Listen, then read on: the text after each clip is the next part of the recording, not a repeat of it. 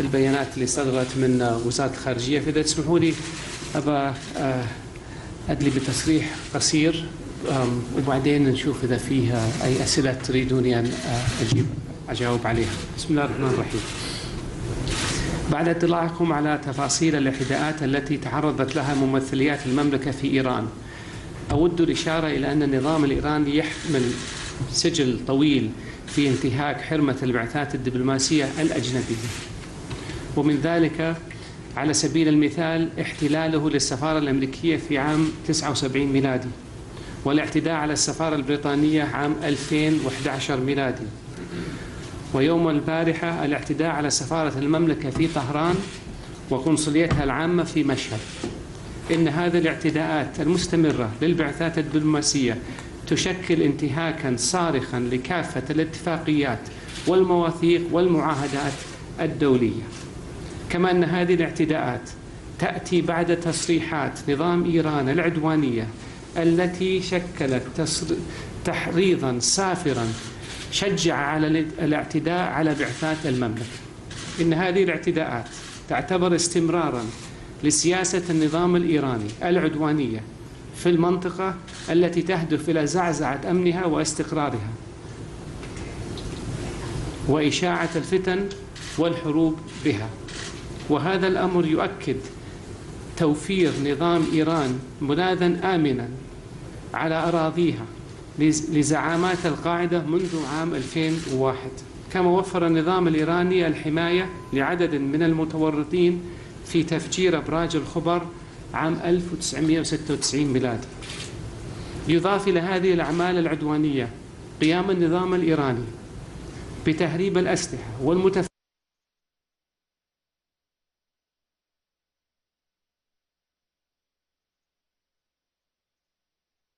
بها.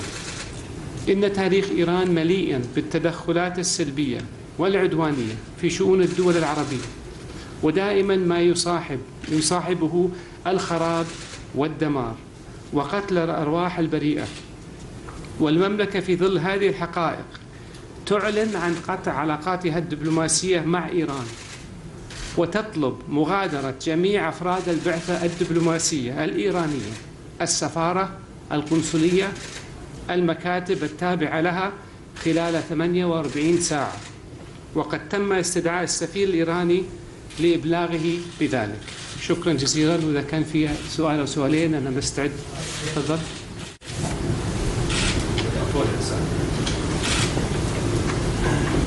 حازم الشرقاوي، مدير مكتب صحيفة أخبار اليوم المصري. السؤال الأول: هل سيتم طرد السفير الإيراني من المملكة؟ الجزئية الثانية من السؤال: إلى متى هذا الهوان العربي وترك بعض الدول العربية تسقط، وهناك عواصم عربية ودول عربية أصبحت فريسة تحت المد الفارسي وداعش والقاعدة؟ ألا ترى أن الوقت حان لتشكيل القوة العربية الموحدة التي تمتد من المحيط إلى الخليج؟ احنا الآن فيما يتعلق بالتحرك العربي هناك تحركات عديدة في المنطقة، في العالم العربي. المملكة العربية السعودية حريصة جدا على أمن واستقرار الدول العربية كلها، وحريصة جدا على التصدي لتحركات إيران العدوانية في المنطقة، وأنا سبقا وأن تحدثت عن ذلك.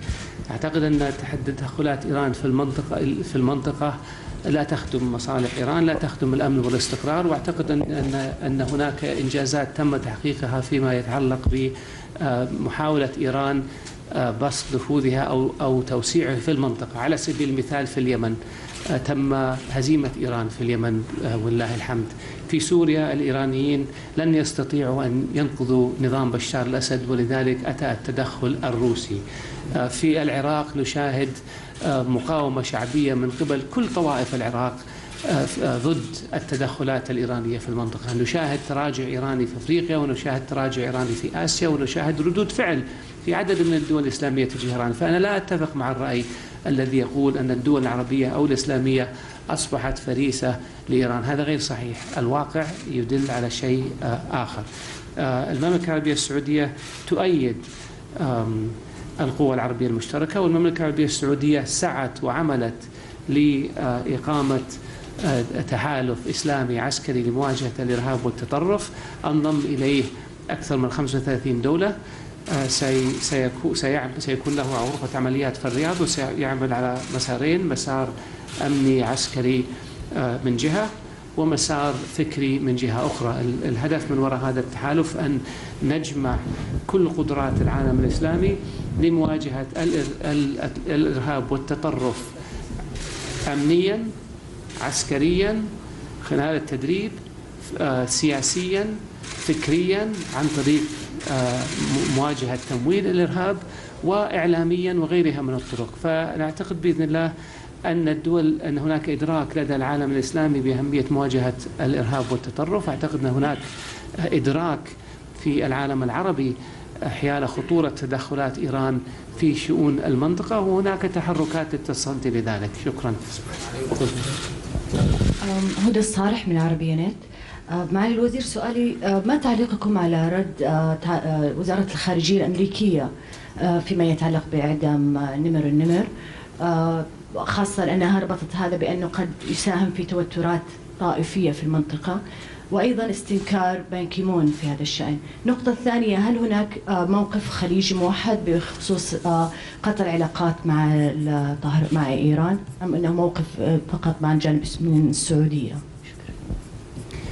فيما يتعلق بالتصريحات التي وردت على لسان الناطق الرسمي بوزارة الخارجية الأمريكية، وضحنا للجانب الأمريكي أن المملكة العربية السعودية لديها نظام قضاء مستقل وعادل، ونحن لا نقبل أي انتقادات لاستقلال نظام القضاء عندنا في المملكة. ما حدث هو إدانة أشخاص قاموا بعمليات إرهابية أدت إلى قتل الأبرياء، تمت محاكمتهم في المحاكم بشكل شفاف وشكل عادل، وتمت إدانتهم من قبل النظام القضاء في المملكة العربية السعودية. ومن ثم مرت القضايا هذه بجميع المراحل القانونية كما ذكر في المؤتمر الصحفي المشترك بين وزارة العدل ووزارة الداخلية. فالأمور كانت واضحة، ثم تم تنفيذ هذه الأحكام. لا يجوز أن تربط تنفيذ هذه الأحكام بأي مذاهب أو أي مناطق أو أي عرقية. هذول إرهابيين تمت إدانتهم بسبب تورطهم في عمليات أدت إلى قتل الأبرياء بغض النظر عن خلفيتهم. فهذا ما حدث، والمملكة العربية السعودية لا تقبل تدخلات أي جهة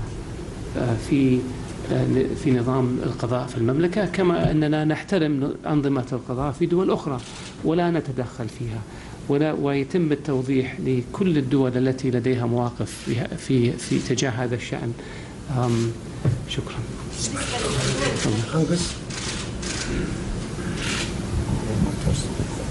Angus McDowell from Reuters.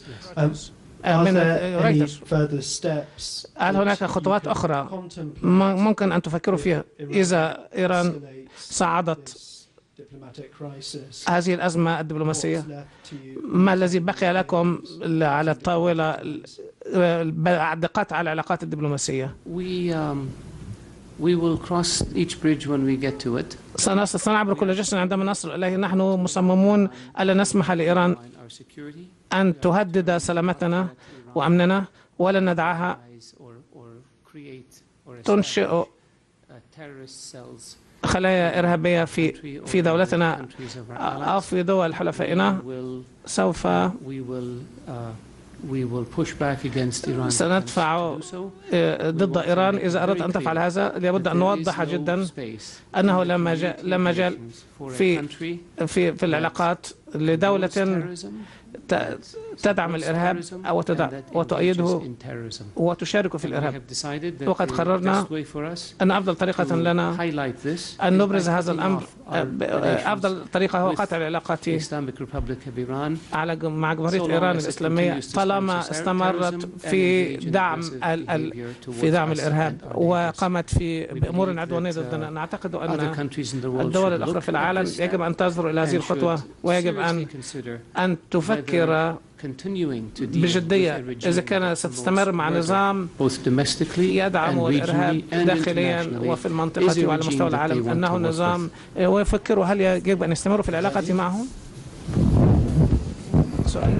مساء الخير، معالي الوزير عبد الهادي حبتور من صحيفة الحياة وكالة الصحافة الفرنسية. معالي الوزير، صدرت دعوات اليوم من شخصيات ومرجعيات عراقية بضرب المصالح السعودية في العراق وفي عدة دول أخرى. كيف تنظرون لهذه التهديدات، وهل سيتم سحب البعث السعودي في بغداد احترازيا؟ شكرا.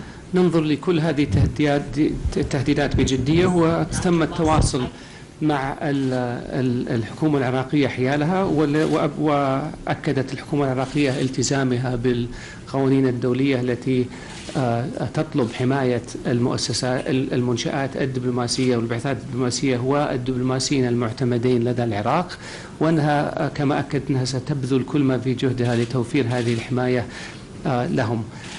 بدون شك أي تهديد يجب الواحد يتعامل معه بجدية، ولكن المملكة العربية السعودية ملتزمة وحازمة ومصرة على أن تستمر في مسارها وفي مواجهة الإرهاب بكل أشكاله، ولن نسمح لأحد أن يعتدي على أراضينا أو على شعبنا. في سؤال فيما يتعلق بدول مجلس التعاون، الآن تم الإعلان عن خطوة المملكة العربية السعودية لقطع علاقاتها مع إيران.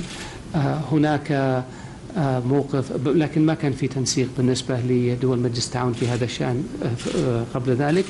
هناك بيان مشترك صدر من الأمانة العامة لمجلس دول التعاون بإدانة الموقف الإيراني والتدخلات الإيرانية وانتهاك إيران لحرمة السفارة وحرم السفارة والقنصلية العامة في مشهد، وكمان هناك مواقف علنة من قبل دول مجلس التعاون تدعم هذا مواقف المملكة وترفض ما قامت به إيران. كما أن هناك عديد من الدول في العالم الذي أيدت موقف المملكة وانتقدت الموقف الإيراني.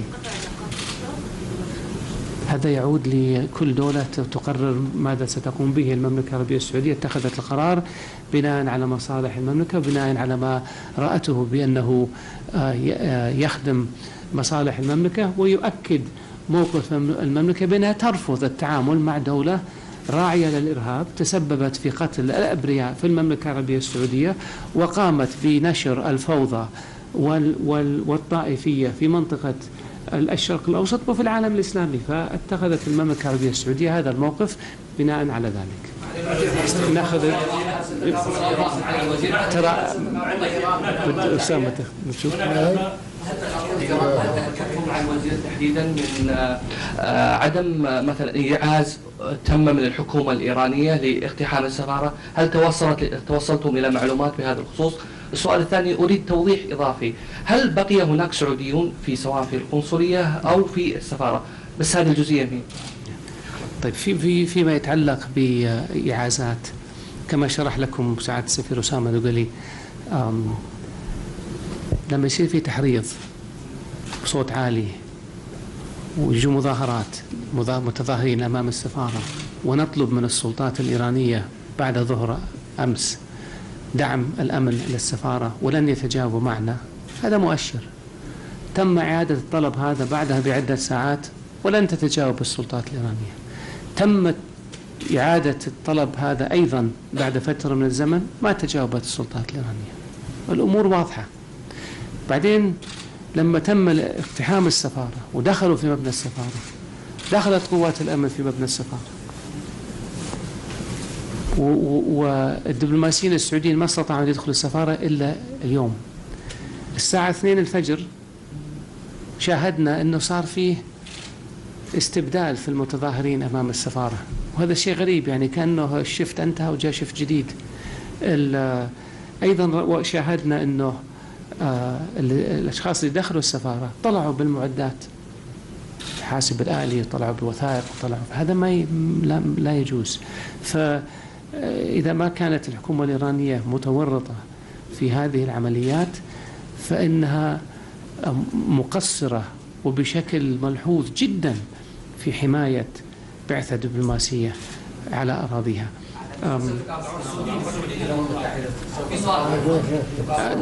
شكرا. طال عمرك السفير، هل سوف ترفعون قضية في الأمم المتحدة وتقاضون إيران على هذه الأفعال؟ المملكة العربية السعودية لن تنظر في كل الخيارات المتاحة لها، سواء على مستوى الجامعة العربية أو منظمة التعاون الإسلامي أو الأمم المتحدة، وسنبذل كل ما في جهدنا من أجل ضمان حقوقنا وضمان الخطوات المستقبلية للمملكة العربية السعودية. الهدف هو حماية مصالح المملكة، هو حماية الشعب السعودي.